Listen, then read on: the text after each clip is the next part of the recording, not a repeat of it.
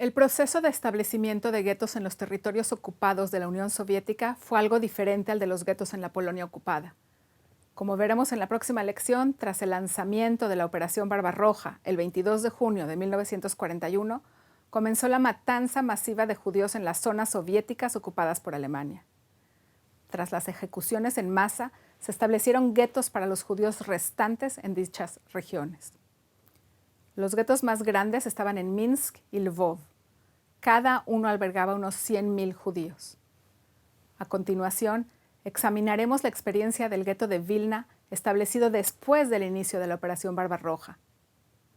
La historia del gueto de Vilna es un excelente ejemplo acerca de cómo los judíos encarcelados, que vivían bajo la constante sombra de la muerte, intentaban mantener diversas formas de vida social, cultural y religiosa.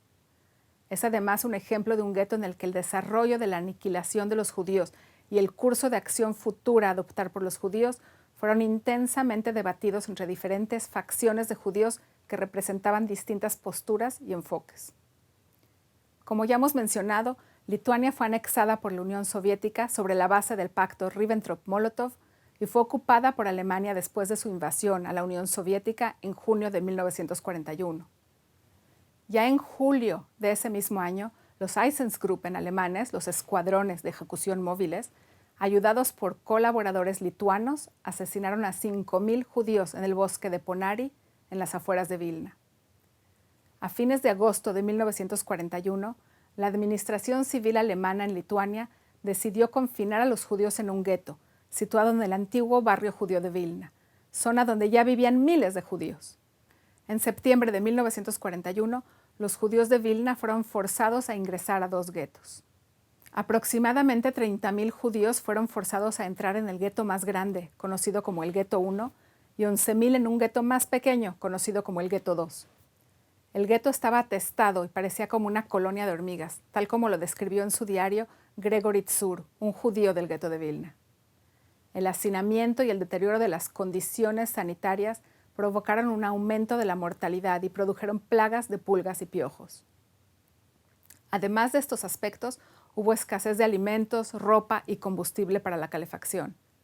En estas condiciones, el Departamento de Salud del gueto se vio obligado a trabajar para organizar y supervisar los servicios de salud. A diario, los judíos que tenían permisos de trabajo marchaban en filas a trabajar. Cortaban turba, colocaban vías de tren, movían objetos pesados en torno a los almacenes y realizaban otros trabajos duros. Después de las matanzas masivas iniciales en Ponari en julio de 1941, como resultado de las Aktionen llevadas a cabo entre agosto y diciembre de ese mismo año, otros miles de judíos fueron asesinados. A fines de diciembre de 1941 quedaba solo el Gueto 1, en el que se encontraban aún unos 20.000 judíos.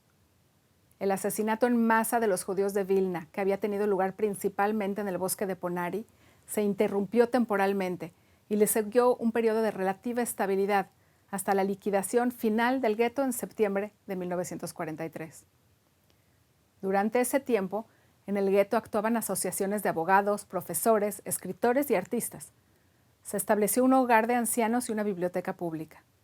La biblioteca incluía unos 45.000 libros y un archivo. Se creó un teatro, una orquesta, coros en hebreo e yiddish y una escuela de música.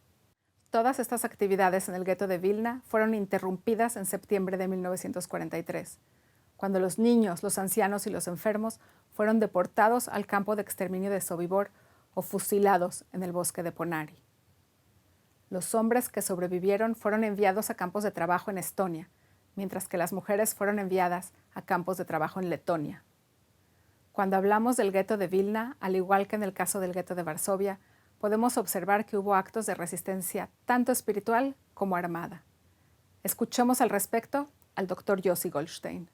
El segundo ejemplo es la Brigada de Papel, el movimiento clandestino en el gueto de Vilna, ya en territorio soviético, conducido por 2 grandes intelectuales, escritores, poetas, Abraham Sutzkever y Shmerke Kaczergiński.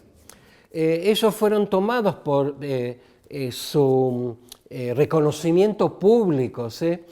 Para documentar, en realidad fue para la brigada, la unidad de Rosenberg, el ideólogo del partido nazi, que instaló toda una unidad para recabar y juntar libros y manuscritos judíos importantes para llevarlos a Alemania. Y luego en el futuro quizás poder investigar esta raza judía inferior, la raza semita. Ellos fueron nombrados oficialmente como parte de esta brigada y a la par de juntar libros para entregar a los alemanes, escondían libros y manuscritos que contribuyeron luego también a la investigación de lo que ocurría en el gueto de Vilna, ¿sí? Estamos hablando entonces de una resistencia que es espiritual, pero también resistencia armada. En ambos guetos tenemos el fenómeno de la resistencia. En Vilna, por ejemplo, dirigida por un comunista, Itzhak Wittenberg, y como vicecomandante el sionista de izquierda, Abba Kovner, que va a sobrevivir también y a relatar, a testimoniar sobre este fenómeno del Frente Partisano Unido.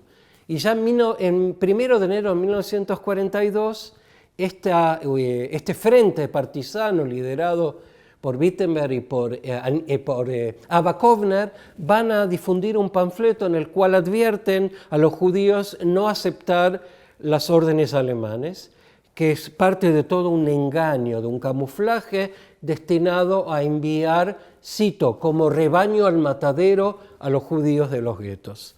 Es decir, la primera vez que escuchamos este concepto de rebaño al matadero, ¿sí? Esa advertencia de la resistencia armada. Y en un gueto pequeño en el cual ya en las primeras etapas, ya hacia septiembre del 41, se masacraron tantos judíos, por ejemplo, en las acciones de fin de septiembre del 41, en los bosques, en el bosque de Ponar, en las afueras de Vilna, se van a matar en 2 días a casi 33.000 judíos. Esto nos da el ejemplo de que los guetos eran los remanentes, aquellos que quedaban, la parte más joven, más pujante, que podía contribuir para trabajar al servicio de los alemanes en fábricas, por ejemplo.